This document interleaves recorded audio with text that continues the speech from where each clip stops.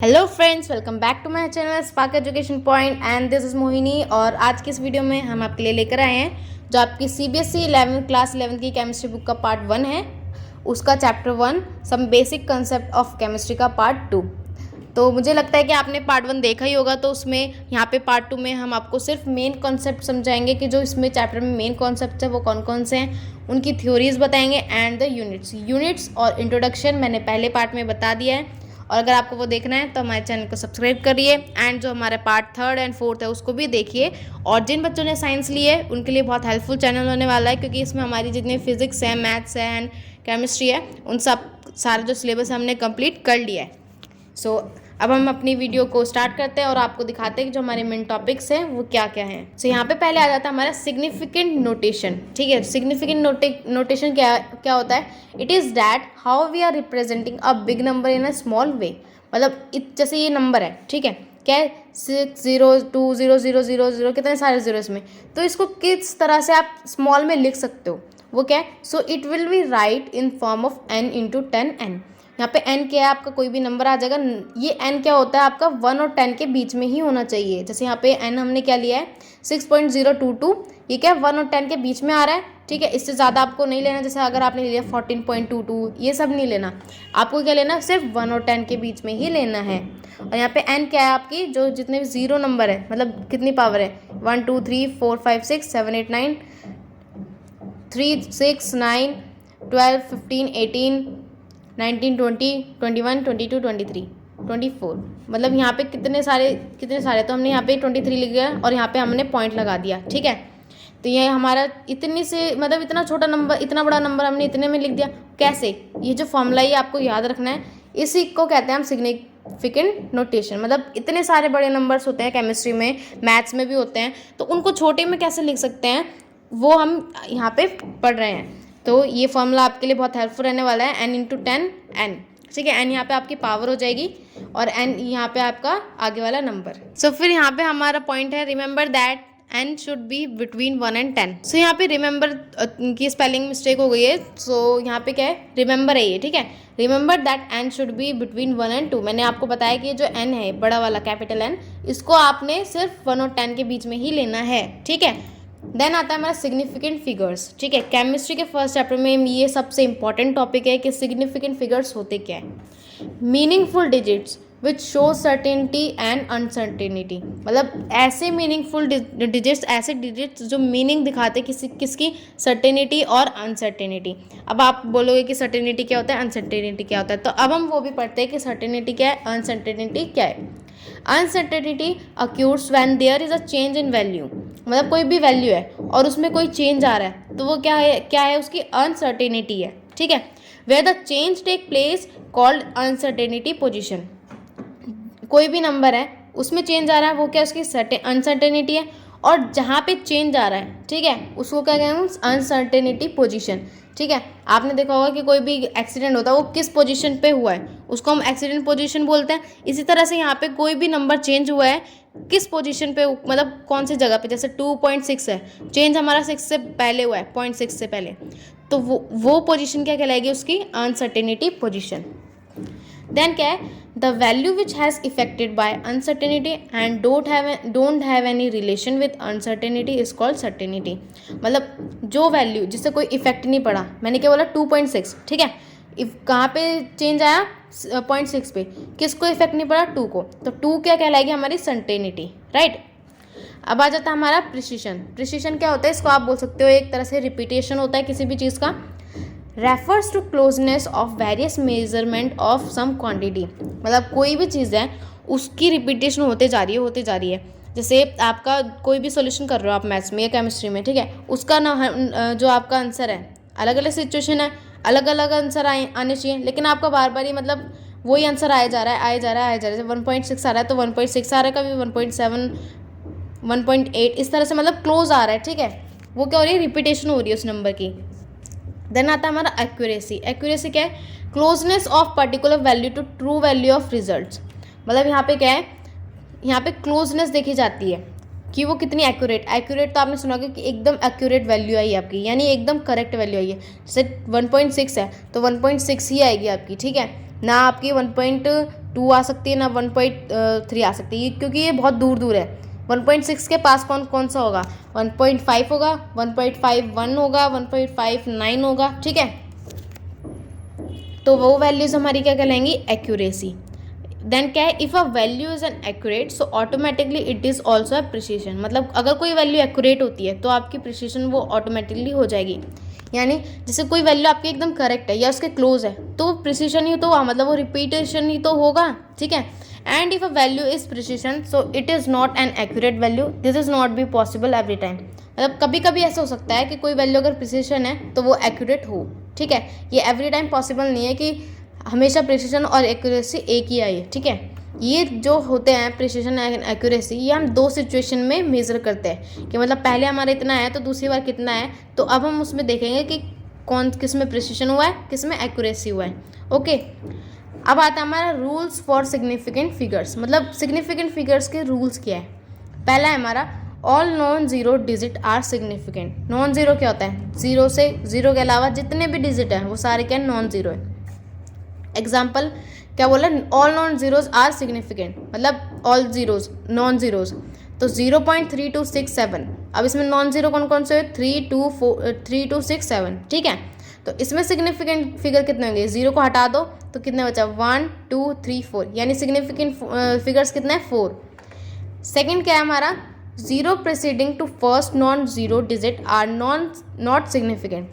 मतलब non zero से पहले जितने भी ज़ीरो आते हैं वो काउंटेबल नहीं है, ठीक है। मतलब वो सिग्निफिकेंट फिगर नहीं है।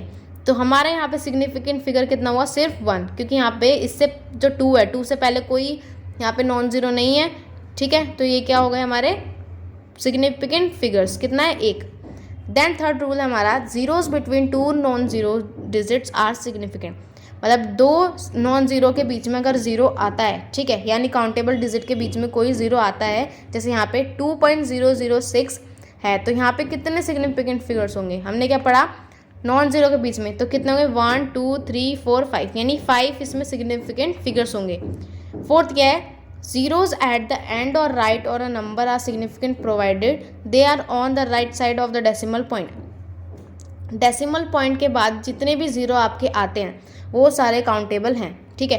यहाँ पे क्या है 260.50, तो अगर आप यहाँ पे बोलोगे कि सिग्निफिकेंट कितने होंगे, अगर मैं पूछूँ तो आप बोलोगे 2605, ठीक है। नहीं, ये गलत होगा क्योंकि पॉइंट के बाद जितने ज़ीरो आ रहे हैं वो भी आपके काउंटेबल हैं। तो यहाँ पे आपके सिग्निफिकेंट फिगर्स है 5। फिफ्थ है आपका, exact number have infinity number of significant figures like 3 infinite. जैसे कि आपने कोई भी नंबर ले लिया, स्केल पे कोई भी नंबर ले लिया, 3 ले लो, 2 ले लो, अगर आप उसके बाद देखोगे तो आप पॉइंट लगा के काम करोगे तो वो जीरोज है पॉइंट के बाद बढ़ते जाएंगे। तो अभी हमने पढ़ा कि डेसिमल पॉइंट के बाद अगर ज़ीरो आते हैं तो वो काउंटेबल है। यानी अगर आप कोई भी एक सिंगल नंबर लेते हो पॉजिटिव में तो उसमें कितने सिग्निफिकेंट होंगे, तो आप बोलोगे इन्फिनाइट। समझ आया। तो अब हम चलते हैं नेक्स्ट टॉपिक पे। अब आता है हमारा operation rules for significant figures. मतलब किस तरह से हम सिग्निफिकेंट, अगर हमारे सामने कोई भी सिग्निफिकेंट फिगर दे दी तो अगर वो एडिशन में दे दी, सब्सट्रैक्शन में दे दी, या मल्टीप्लिकेशन में या डिवीजन में, तो हम किस तरह से करें। आप कंफ्यूज हो जाओगे, आप नॉर्मल करते हो जैसे वैसे करोगे, नहीं, वो बिल्कुल गलत हो जाएगा आपका। तो अब हम पढ़ते हैं कि इसकी एडिशन एंड सब्सट्रैक्शन कैसे होती है। यहाँ पे क्या है, The result cannot have more digits to the right of the decimal point than either of the original number। ठीक है, एग्जाम्पल के साथ समझते हैं। 0.326 है और उसको हमने प्लस किया, ऐड किया 1.2 से, ठीक है। आप प्लस करोगे तो आपका आंसर ये आएगा 1.526, यही आएगा। लेकिन यहाँ पे क्या है, जितने भी सबसे स्मॉलेस्ट, यहाँ पे देखो सबसे स्मॉलेस्ट सिग्निफिकेंस नंबर, मतलब सबसे कम सिग्निफिकेंट फिगर्स किस में है, इसमें कितने हैं, 1, 2, 3, राइट। इसमें कितने, 2। तो जितने सबसे कम स्मॉलेस्ट फिगर होंगे, सिग्निफिकेंट फिगर्स होंगे, वो हमारे काउंट होंगे, ठीक है। यानी पॉइंट के यहाँ पे देखो सबसे छोटा क्या है, ये वाला, और इसमें पॉइंट के बाद कितना है, सिर्फ 1 है ना, तो यहाँ पे पॉइंट के बाद एक ही डिजिट हम लेंगे, तो हमारा आंसर आएगा 1.5। मल्टीप्लिकेशन में भी इस तरह का ही होता है। इसमें क्या होता है कि जितने हमारे सिग्निफिकेंट फिगर्स हैं छोटे वाले वो लिए जाते हैं। तो यहाँ पे अगर 2 हैं तो यहाँ पे पॉइंट के बाद 2 ही वैल्यूज़ आई हैं। यहाँ पे क्या था, जितने पॉइंट के बाद जितने सिग्निफिकेंट फिगर्स थे तो उतने लगेंगे, और यहाँ पे क्या है कि जितने कम सिग्निफिकेंट फिगर्स हैं, ठीक है। लास्ट वाले में कितने हैं? 2, तो यहाँ पे 2 लगे। अब आता है हमारा लॉ ऑफ केमिकल कॉम्बिनेशन। आपने 9th क्लास में पढ़ा था लॉ ऑफ केमिकल कॉम्बिनेशन कौन कौन से होता है। आपने मे बी 2 ही पढ़े थे, laws of conservation of mass और laws of definite proportion, right. Law of conservation of mass तो सबको पता है कि क्या होता है, mass neither be created nor be destroyed, ये बचपन से पढ़ते आ रहे हैं हम, ठीक है। तो मुझे नहीं लगता कि मैं आपको दोबारा बताना चाहिए, क्योंकि नॉर्मल सी थिंग है। देन क्या आता है? Law of definite proportion. ये भी आपने पढ़ा है कि जो भी एलिमेंट, जो भी कंपाउंड बनते हैं वो एक डेफिनेट प्रोपोर्शन में ही होते हैं। जैसे आपका वाटर हो गया, उसमें क्या है? Hydrogen and oxygen. हाइड्रोजन कितने लेंगे? 2 एंड ऑक्सीजन 1, तो उसका रेशियो कितना रहेगा? 2:1, हमेशा वही रहेगा, चाहे आप कुछ भी ले लो, चाहे आप ऑक्सीजन 16 ले लो या हाइड्रोजन आप 2 ले लो, तब भी आपका रेशियो कितना आएगा? 2:1, ठीक है। यहाँ पे क्या है? Then laws of multiple proportion, ठीक है। ये भी आपने पढ़ा है मल्टीपल प्रोपोर्शन। आप केमिस्ट्री की जो बुक खोलेंगे तो उसमें भी आपको एकदम अच्छे से एक्सप्लेन किया गया है। देन क्या है? गे-लुसैक लॉ ऑफ गैसियस मिक्सचर के बारे में, जैसे आपका मल्टीपल प्रोपोर्शन वाला जो लॉ है, मतलब अगर हम कितनी बार भी कोई भी कंपाउंड है, कोई भी एलिमेंट है, कोई भी सब्सटेंस है, उसका जब हम रेशियो निकालेंगे, मतलब 2 कंडीशन में, जैसे गैस हमने पहले कितनी ली, ऑक्सीजन हमने ली 32, देन दोबारा हमने कितनी ली 16, तो उनका जब रेशियो निकालेंगे तो वो होल वैल्यू में आते हैं। ये होता है हमारा मल्टीपल प्रोपोर्शन वाला लॉ, ठीक है। इसमें क्या था 4th वाले में? ये सिर्फ गैस के लिए था। इसमें हम किसी भी एलिमेंट का हो, ठीक है, चाहे वो सॉलिड हो, लिक्विड हो, गैस हो, कुछ भी, ये सिर्फ मेनली बनाया गया है गैसियस के लिए। इसमें 2 गैसों का रेशियो करते हैं, मतलब देखते हैं कि कितना है, और उनका जो रेशियो आता है वो हमेशा होल वैल्यू में आता है। होल वैल्यू आपको पता है क्या होती है, ठीक है। देन आता है हमारा एवोगैड्रो लॉस।